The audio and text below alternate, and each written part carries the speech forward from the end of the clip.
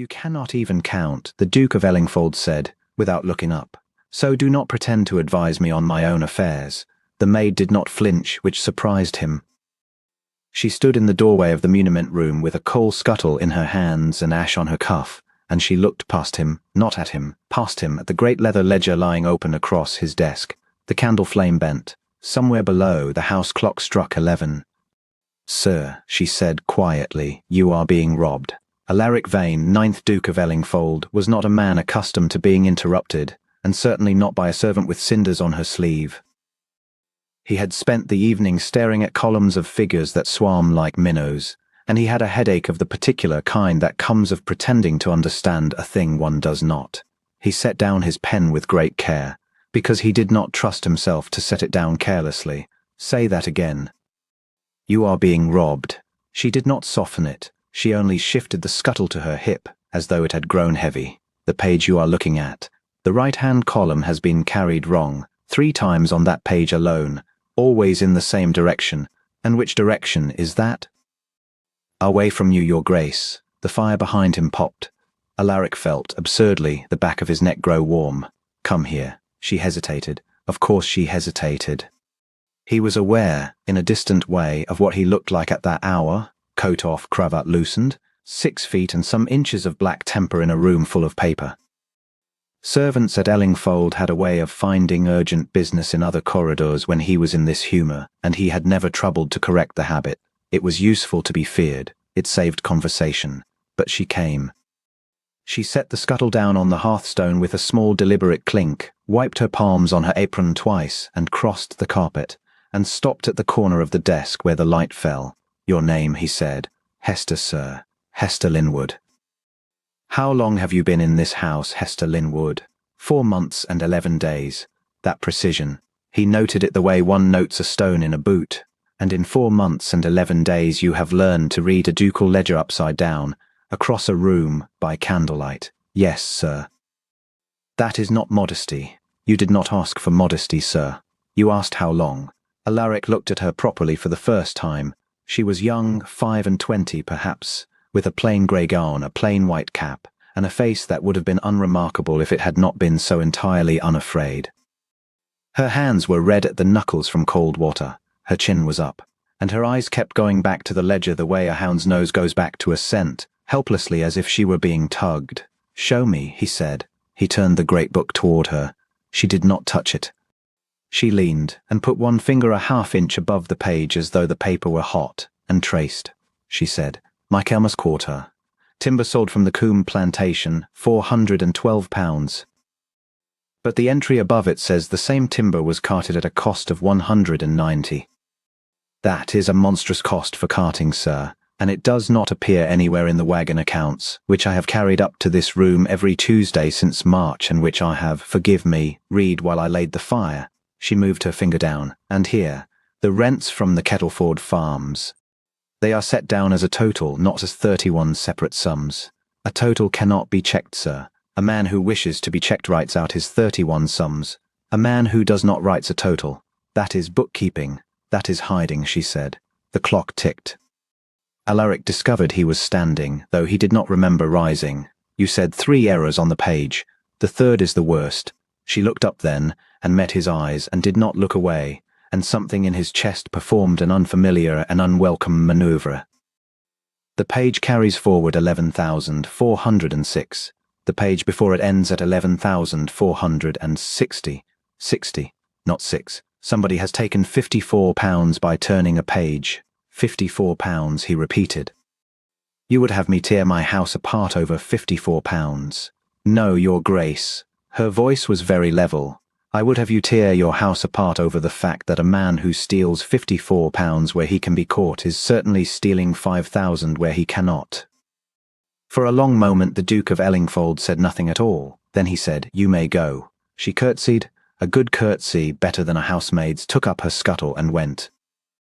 At the door she paused, and he thought she would say something else, some plea or apology or bid for reward, and he was aware of a small ugly hope that she would, because then he might dismiss her from his mind as one more grasping creature and go to bed. "Good night, sir," was all she said. "The Coombe plantation has no cart road. That is why I noticed. The door closed. Alaric stood alone in the muniment room with £54 and a headache, and did not go to bed for a very long time. He did not sleep. That was the first indignity. The second was that at 6:30 in the morning he was on horseback in a raw grey drizzle, riding the eastern boundary of his own estate like a poacher, to see whether there was a cart road to the Coombe plantation. There was not. There was a bridle path, a stream with no bridge, and 400 acres of standing timber that had, according to his ledger, been felled, carted and sold at Mike Elmer's. He sat his horse in the wet for a full minute, looking at trees that were not supposed to exist, and felt the ground of his life shift very quietly beneath him. Crandall Pike had been steward of Ellingfold for 19 years. He had served Alaric's father. He had held the estate together through the 2 black years when Alaric was in the peninsula and the old Duke was dying by inches, and he had met Alaric at the gate on his return with tears in his eyes and the keys in his hand. He was a soft-voiced, sandy, stooping man who apologized for the weather as though he had made it. He had taught Alaric to shoot. Alaric rode home and did not send for him.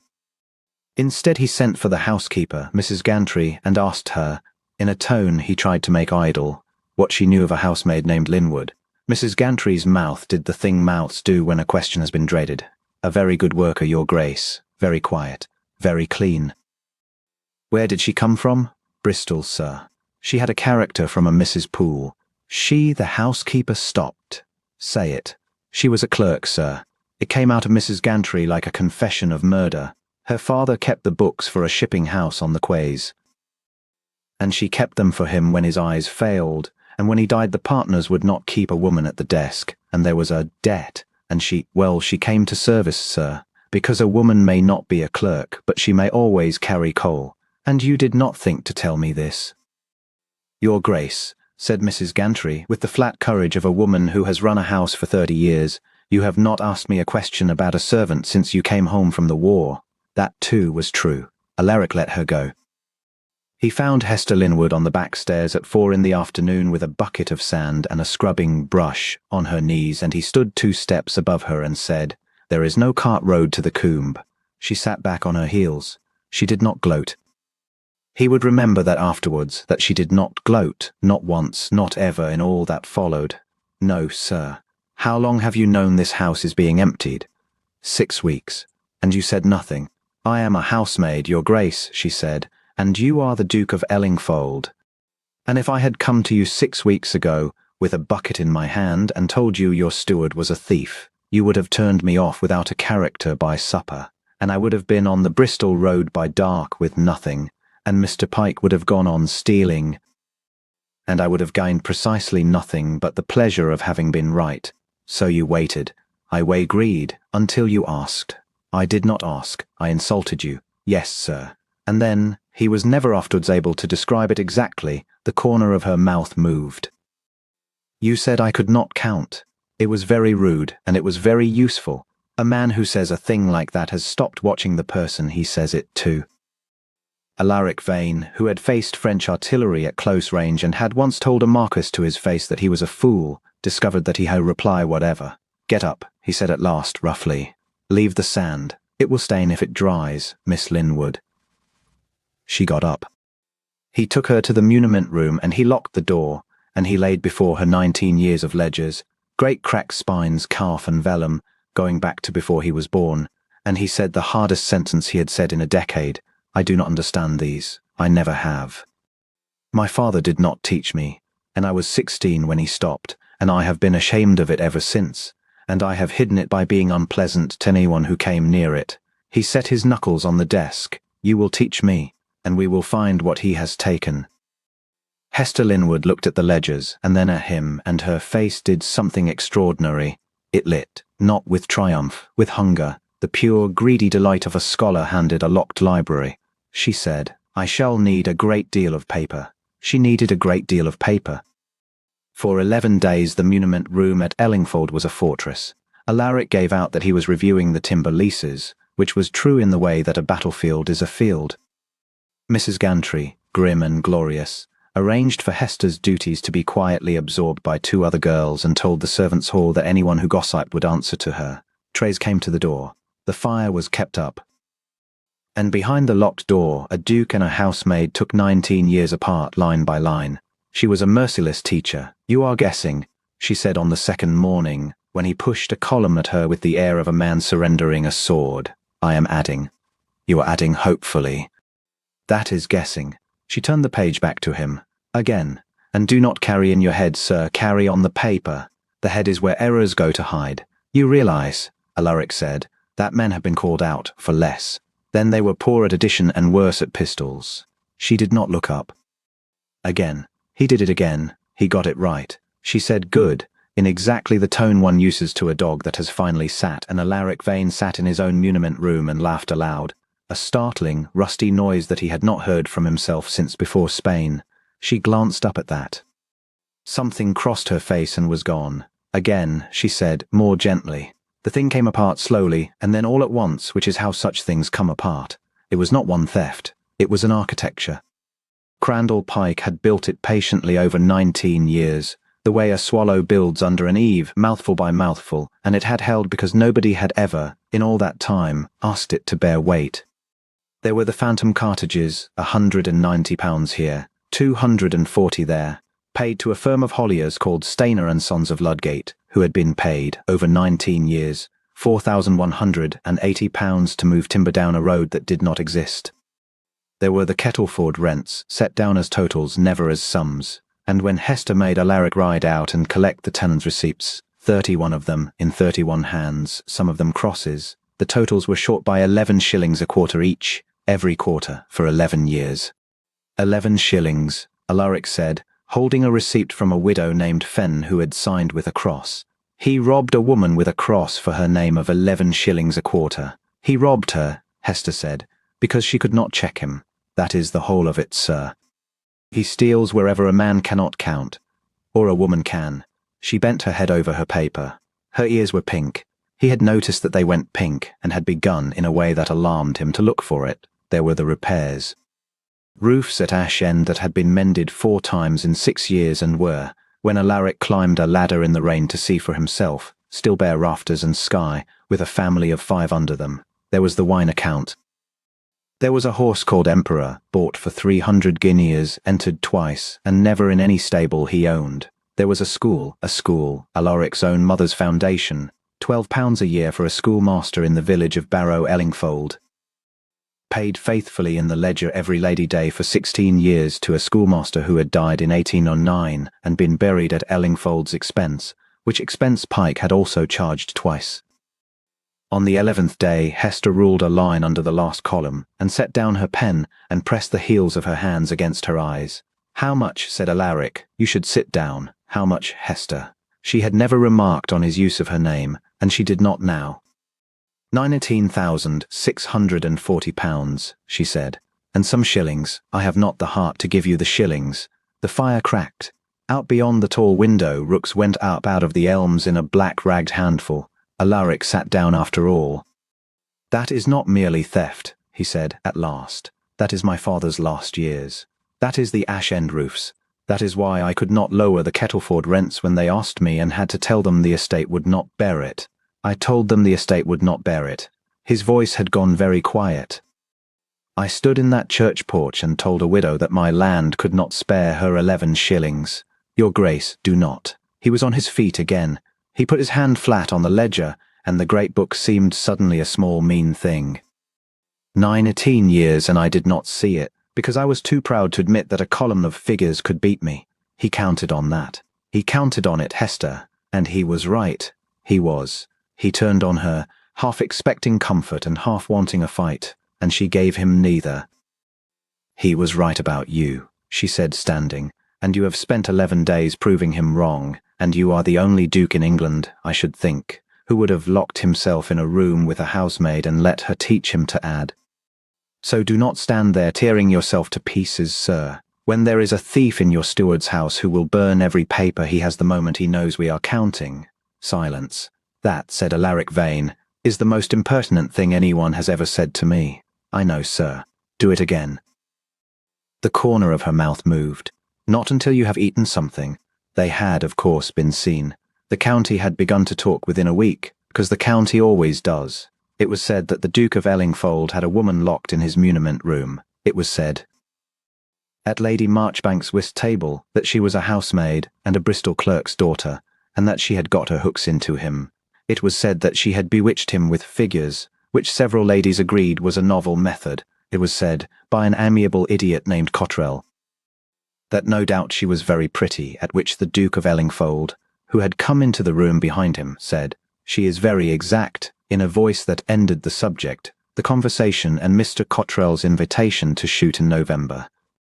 But it was Crandall Pike who moved first, because a cornered man always does. He came to Alaric on a Sunday, hat in hand, sandy and stooping and soft-voiced, with tears standing ready in his eyes as if he kept them in a drawer. "Your Grace," he said, "I am grieved, truly grieved. It is not my place, but I have served this house since before you could reach the stirrup, and there is a matter I cannot in conscience keep from you." "Then do not keep it." The girl Linwood. Pike's face was all sorrow. Mrs. Gantry's silver.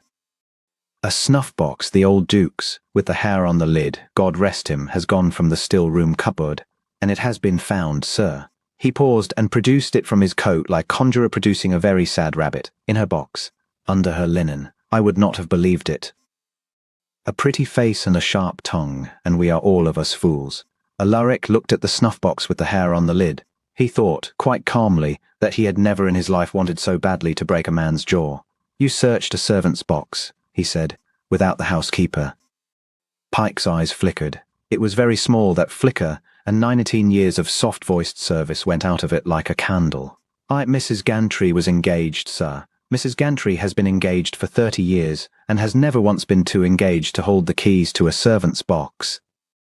Because they hang on her belt, Pike, and I know they hang on her belt, because I have spent 11 days learning to look at things I never troubled to look at before.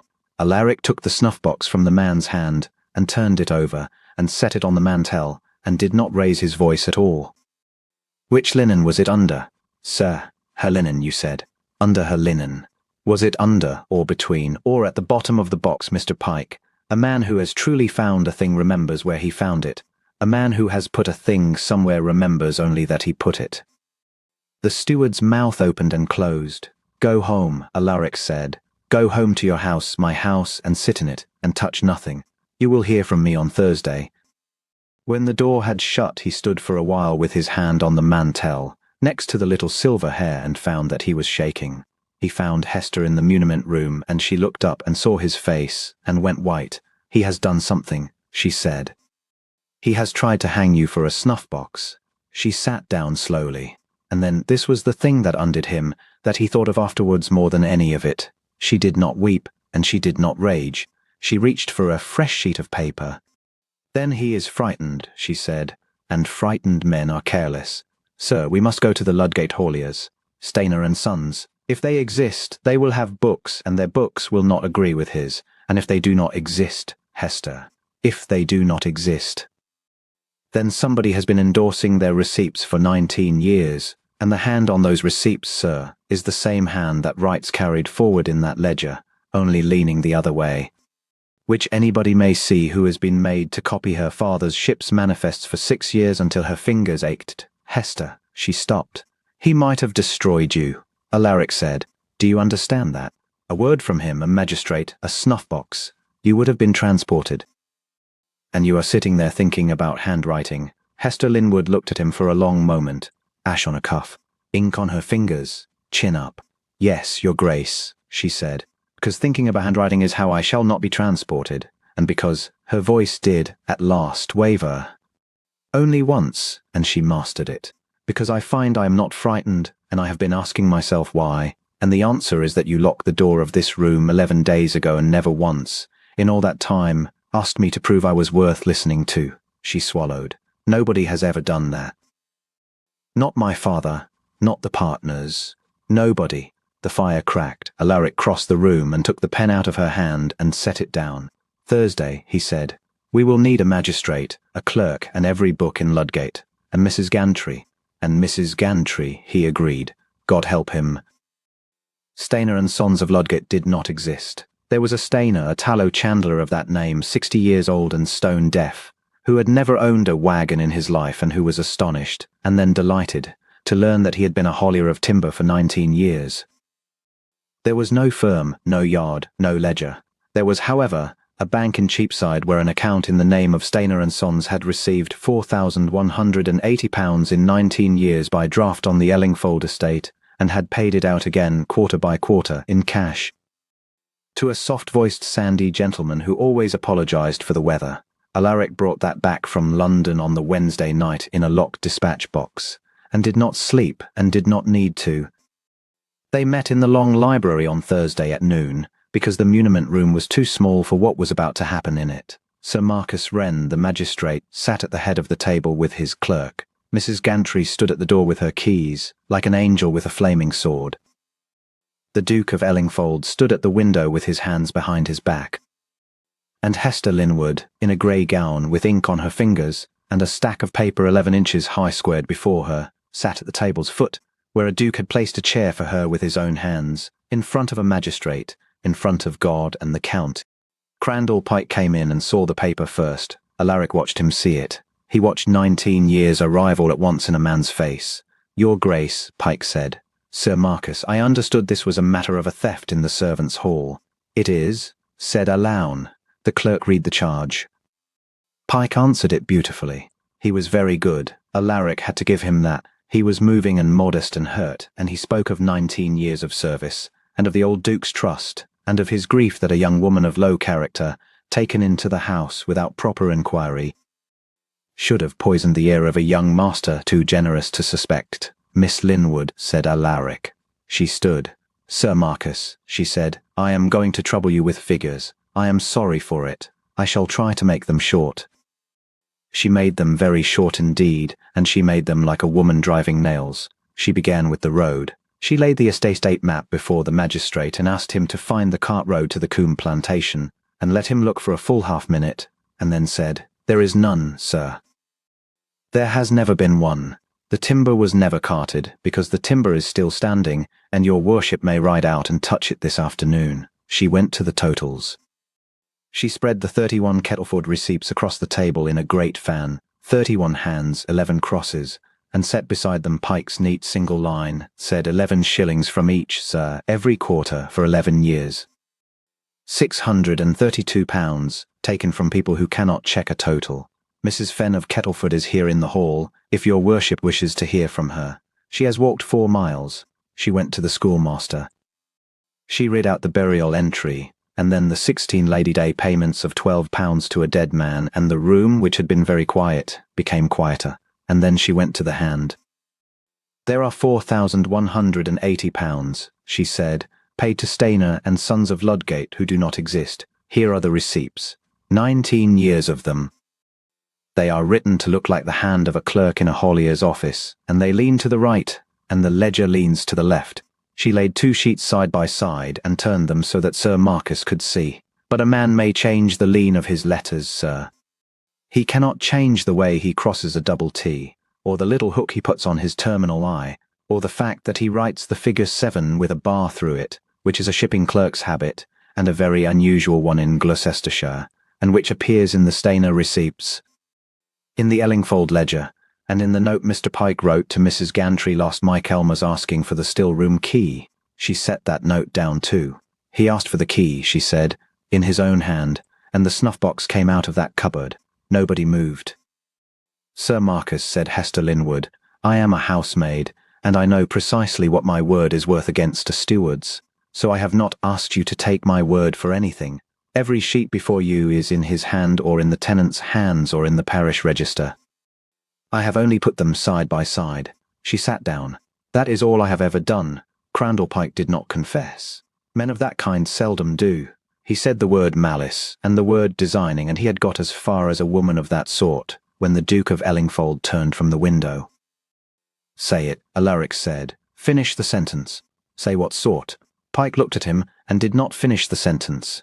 "You were right about me," Alaric said. "That is the part I shall be a long time forgiving.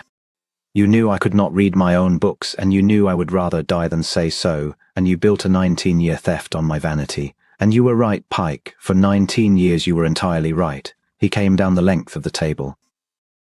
"And then a girl carried a coal scuttle into my room and told me the truth to my face. and I asked her to teach me, and that is the whole of your undoing. Not the ledgers, not the bank. That." He stopped. "A man asked to be taught, and you never thought he would." They took Crandall Pike out through the hall, past a widow named Fenn who had walked 4 miles, and Sir Marcus Wren shook Hester Linwood's hand at the door and told her, with the bluntness of a man of 60, that she had a better head than his clerk, and that his clerk had been to Cambridge. The county talked, of course. It talked for a year. It talked when the Duke of Ellingfold appointed a woman, a Bristol clerk's daughter, my dear housemaid, to keep the books of Ellingfold at a salary of £90 a year, with a room of her own, a fire of her own, and a key to the muniment room that hung at her own belt. It talked louder when the ash-end roofs went on before the winter, and when the Kettleford rents came down 11 shillings and stayed down, and when Mrs. Fenn's grandson went to the new school at Barrow Ellingfold, where there was, at last, a living schoolmaster. And it talked itself hoarse when the Duke of Ellingfold, at the Marchbank ball, walked past the daughters of 4 earls and offered his arm to the woman in the plain green gown by the pillar, who had come because he had asked her to come, and who had told him twice on the drive that she did not dance. "You do not dance," he agreed, leading her out. "I do not, sir." "Nor do I. We shall be very bad at it together, and it will be observed, and tomorrow every drawing-room in the county will say that the Duke of Ellingfold cannot dance and cannot count, and has taken up with a clerk." He turned her, badly. "They will be right in every particular, and I find I do not care about a single one of them." "You care a great deal," said Hester, "or you would not have said it so loudly." "Miss Linwood, your Grace." "I have made a calculation," Alaric said, "and I have checked it 3 times on paper, carrying nothing in my head, in accordance with instruction." The music went on. His hand was warm through her glove. "I have been a duke for 11 years, and I have been happy for 1. And the difference between the 2 figures is a woman who told me I was being robbed when she could have held her tongue and kept her place. That is the sum. I have carried it forward. It does not change." She had gone very still. "I am not asking you to be grateful," he said. "You have nothing to be grateful for. I owe you £19,000 and a great deal more than that. I am asking whether you could bear to spend a life with a man who is slow at figures, worse at dancing, and quite unable to imagine a single morning of the rest of it without you sitting at the other end of that table telling him he has guessed." The candles burned. The county watched in that dreadful ringing silence that falls on a ballroom when something is happening. "Sir," said Hester Linwood, "you have made an error." The Duke of Ellingfold's heart stopped. "You said 11 years a duke and 1 year happy." Her chin was up. Her eyes were bright and not quite steady, and not looking away. "But you were happy on the 2nd morning, when you added the Coombe column correctly and laughed like a rusty gate. I made a note of it. I make a note of everything." Her hand tightened on his. "It is 1 year and 11 days, Alaric, and I will not have the books wrong." They were married in the spring at Barrow Ellingfold, in a church full of tenants and servants, and one deaf tallow chandler from Ludgate who had insisted, and Mrs. Gantry cried into her keys, and the new schoolmaster's pupils sang, and every quarter day thereafter, for a great many years. The Duke and Duchess of Ellingfold shut themselves in the muniment room with the ledgers and the paper and a decanter of ratafia, and did the accounts together, she reading, he adding, the fire high.